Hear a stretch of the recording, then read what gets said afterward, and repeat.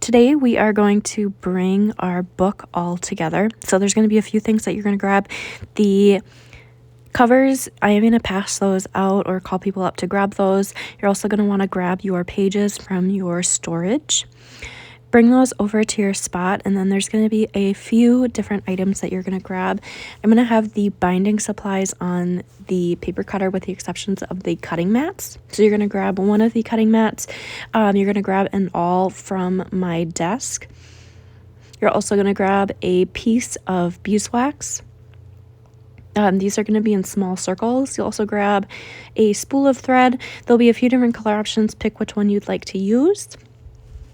And then you'll also grab scissors, a roll of duct tape.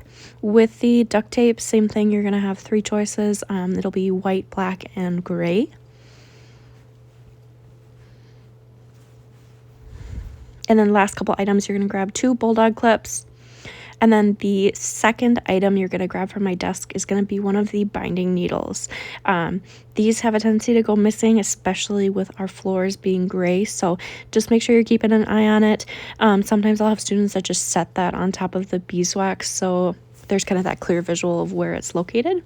And then once you have everything brought back to your table, you're going to start with the covers and duct tape. You'll also grab out that pair of scissors. So for the first step, we're going to start by getting the spine of your book connected to the covers. So as you get things set up, I would say identify which cover you want to be the front or back. If they're both the same, it doesn't really matter. Sometimes I will have students though where they have one where it's like, I would like this one to be the front and this one to be the back. And then once you are happy with that placement, you are going to take a piece of duct tape that is twice the height of your sketchbook. Usually what I'll do is kind of mark off that general height, double it up, and then I'm going to trim that down with scissors. Some of this 3M duct tape doesn't tear that well, so I would recommend cutting it over trying to tear it. That said, you can tear it as well too. Usually I just recommend cutting it with scissors. That makes it a little bit safer and then avoids having it doubling up or anything. And then just one more clear visual, make sure that you're having double the length of the height of your sketchbook for that duct tape. Once you have that trimmed off, you're going to keep it sticky side up. And then what you're going to do is you're going to place it between your 2 covers. With this, we're going to get that placed down. So usually what I'll do is I'm going to go about 1/4 to 1/2 inch in on that duct tape. I'm going to anchor one corner first. I'm going to slowly lower down to that other edge. And then what I'm going to do is just get that pressed in place. Then what I'm going to do is I'm going to place the cover the same way, going about 1/4 to 1/2 inch in, and then press it down starting from one corner and then working to the other side. You will notice right here, I am leaving about that 3/4 to 1 inch gap in between. This is very important.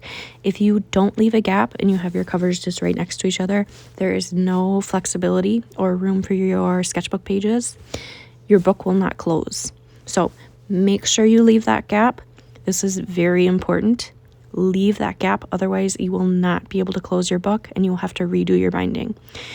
Once you have that placement all good, you're going to take those ends of duct tape, you're going to sandwich them up to the middle, get that pressed flat. If you get little bits of wrinkling, that is completely fine. Just get it as smooth as you can. And then you're going to do that on both ends. Get that pressed nice and flat, and then this is it for the spine for your book. Once you have this finished, you're going to keep that on the cutting mat. You're going to have it open to the inside so you see those end slips, and then you're going to lay your sketchbook pages over top. With this, you want to make sure that the alignment on the top and bottom and side to side is fairly even. Make sure that those are placed down well, and then the crease of your pages should be about midway in your spine. Then you're going to grab your 2 bulldog clips. Essentially what you're going to do is clip down your pages so they're not going to move around while you're binding. With the clips, if you haven't used these before, you're essentially just going to pinch them open, get everything lined up, and then it'll hold it tight, and then you can move the 2 ears down. So usually what I'll do is do the top and bottom edge. This is also a very important part.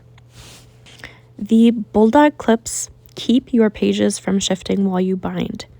If the binding clips come off, the pages are going to shift, and it is a tedious pain to get them lined back up. So keep those clips on the entire time you bind. Don't take them off. It's better safe than sorry, and it's going to save yourself a lot of frustration. So keep them on. I cannot emphasize that enough. Leave those bulldog clips on the whole time you're binding. You'll thank me later. And then the other items that you're going to grab the awl. At this point, you can also grab a pencil or pen if you would like to. And what we're going to do is we're going to get the holes prepped for a binding. So we're going to have a few holes that we're going to put through our spine. Typically, I recommend doing about 1 inch apart for each one. Doesn't have to be exact. You're going to start about 1 inch away from the top and bottom. Get those about evenly placed. Most people end up with about 5 or 6. And then what you'll do is you're going to take that awl, you're going to punch through your papers. It can also be helpful to twist that through. It makes the tension a little bit easier to work through. And then what you're going to do is you want to get it through enough that you can see about 1/4 to 1/2 inch of the awl. You don't need to have the whole awl go through till it's like at the handle. That said, just make sure you're saying about 1/4, 1/2 inch. Make sure that it is going through that duct tape. It's going to save you a little bit of time later on. I would say either as you go or just at the end, make sure that you are seeing those puncture holes through to the duct tape. It can be very frustrating if you're going through and stitching and then you realize partway through that the needle's not going through because the hole wasn't all the way through. So just take that time, double check, and then you'll go through top to bottom, get all those put in. At this point, I want you to take the awl. I want you to return it to my desk so somebody else can use it. And then I also want you to return the cutting mat to the front counter so if someone else needs it, that can be taken care of as well. You're not going to use those two things anymore throughout the construction, so you're good to put those back. Next things you're going to grab out, you're going to grab the spool of thread that you want to use for your sketchbook. You're going to grab a length of thread, one single piece that is 5 times the height of your book. Usually what works out really well for this is just get a loose measurement of that one length of your sketchbook. Then you're going to double it up. You're going to go to 3, then 4, then 5, and just kind of have it crisscrossing back and forth. Once you have those 5 times the length of your sketchbook, you're going to get that trimmed off with scissors. And then this is also a step where once you're done with that thread, you have it trimmed off, return that spool to the supplies so that somebody else can use it. And then with the thread, we're going to do one step before we get this on the needle. We are going to run it through the beeswax. Beeswax is an important part of bookmaking because it provides a lot of durability with bookmaking. So what you're going to do is usually I recommend holding down the thread on the beeswax with your thumb. You're going to pull the thread through and down the beeswax. You're going to want to make sure that it's digging into the wax. It should be making a little divot. Avoid having it just kind of skate along the surface of the wax where it's not really picking anything up. And then just make sure that if you're not seeing that divot form, try to change directions, either tug down or kind of in a left to right motion. So you will run that through the wax. Typically about 3 to 4 times is perfect. It's going to give you full coverage on each side, and it's just going to make sure that you have nice even coverage. The wax just really helps avoid any fraying or ripping. It also helps keep the binding nice and tight. So instead of it loosening over time, keeps it tight so that the pages don't loosen in the binding over time. Once that's waxed, you are going to swap your beeswax out for the needle. For getting that threaded, my biggest suggestion is work with the end that is least frayed. If they're both frayed, you can kind of twist the ends. The wax will help kind of seal it together. And then my recommendation usually is to pinch the thread between your fingers, kind of doing an open-close pinch. And then with the closed pinch, you're going to line the eye or opening of your needle up with the seam of your fingers. Then as you open up that pinch, the needle is going to be just there, so your thread will pull right through. And then what you'll do from there is you're going to pull those at 2 ends down so that the thread is doubled up.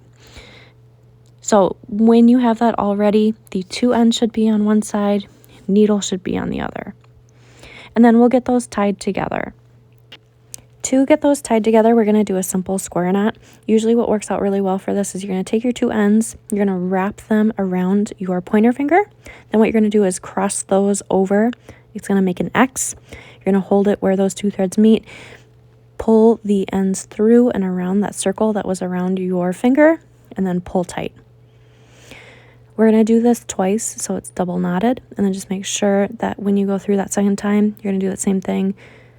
Wrap it around your finger, create that X, loop it through, and pull tight, making sure that those two knots are lined up together, and you get that nice thick knot that is going to keep the thread from pulling through your pages. Then at this point, you're going to be ready to start doing the binding stitch for your book. With this, you're going to start either at the top or bottom binding hole. You're going to start on the page side so that knot is protected by the pages of your book. If it's on the outside, it gets a little bit more wear and tear and does have a greater chance of fraying. So you're going to start on that page side. You're going to bring your needle through that top or bottom binding hole. You're going to pull it nice and tight until that knot is firmly against your pages. Try to avoid leaving loose bits of that binding. It's going to save you time at the end where you're going to have to tighten that. So just make sure that you're tightening as you go. Each time, just double check, make sure it's pulled tight. And then once that's pulled through, you're going to take your needle, you're going to bring it down to that second binding stitch. You're going to bring it back to the inside, and then again, pull tight. And then it's going to be pretty much a repeat of that. So you're going to take your needle, repeat, go back to the outside, back to the inside, outside, inside, and so on. This is called a running stitch. It's a pretty common stitch both in bookmaking and sewing in general. As you go down the kind of top to bottom, it's going to look like a dotted line. And then when you go back the other way, it's going to fill in. One thing to note, when you get to your last stitch, instead of wrapping around the spine, what you're going to do is you're going to go back to that second to last binding hole. If you have it go through your spine, it ends up creating a little bit of tension, especially if you are pulling tight. I have seen this create fraying with students' books before and have it completely split the binding. So make sure that you're going back up to that second binding hole, and then you're just going to continue that running stitch back through. So you're just going to fill in those gaps. So you're going to go to that third binding hole, fill in that gap, back to the inside, fill in the next gap, and then you'll continue that process and approach where you started from.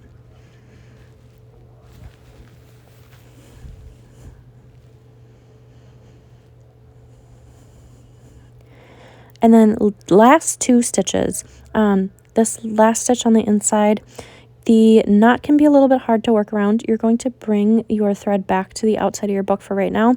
Usually what I'll do is tug the thread to the side so I can see where my needle is going. Then what I'm going to do is just kind of wiggle that through, get it pulled tight once again. And then we're going to do one double stitch down to that second binding hole. You're going to bring it back to the inside. This one is usually kind of tight. If you're struggling getting that through, kind of wiggle your needle back and forth or in a slight circular motion. And then that is it for the stitching. So what you're going to do at this point is you're going to get your thread knotted off so you can get it trimmed off and finish up your binding. For this process, you're going to take your needle, you're going to bring it underneath that first binding stitch. You're going to pull it through just till you have a slight hoop, and then you're going to take your needle, bring it through that hoop and pull tight. This is going to create a knot, and then we're going to do that same process one more time to get another double knot. So you'll do, again, needle underneath that first binding stitch, pull it through till you have a slight hoop, bring it through the hoop, and pull tight. One thing to note, if you notice these knots are not tightening and they're a little loose, change direction. Usually for most people, you're either tugging up or down, and it's going to be the correct direction for both of them. Just change it if it's not working out. And then this is it for your binding. So we're going to trim that off. Usually for the trimming, I recommend doing about 1/4 to a 1/2 inch. If you leave these a little bit longer, you can twist them underneath the binding stitch. This makes it a little bit neater instead of having those ends kind of just pooch out. You can also do them at that 1/4 inch, and then they can just kind of stick out. It's not that big of a deal either way. it's just 2 pages of your sketchbook. So up to you. Usually I do recommend doing the longer length. It's a little bit more professional, but you can leave them short as well too. And then this is going to bring us to the last to clean up. So you're going to return the binding needle first. These go missing so easily. They roll off the table all the time and they get on the floor and then they disappear. So get that returned right away. Then you're going to take your thread trimmings. You're going to get those thrown in the trash. You are going to come back to your table. You're going to take off those bulldog clips. You're going to get those returned. And then you're also going to return the scissors, the bulldog clips, and then you're also going to grab the duct tape, beeswax, thread. If you also didn't return the awl or cutting mat yet, get those returned right away. And then this brings you to the end of your book construction. One thing to note with your sketchbook, with the beginning construction, the sketchbooks have a tendency to want to sit open. This is because the duct tape wants to go back to being flat. If it's really bothering you, you can take your hands, just kind of crimp along the spine. It's going to help loosen that up. That said, it will loosen over time. It's not a big deal. And that's it. Let me know if you have questions. Otherwise, I'm going to let you go and you can get started.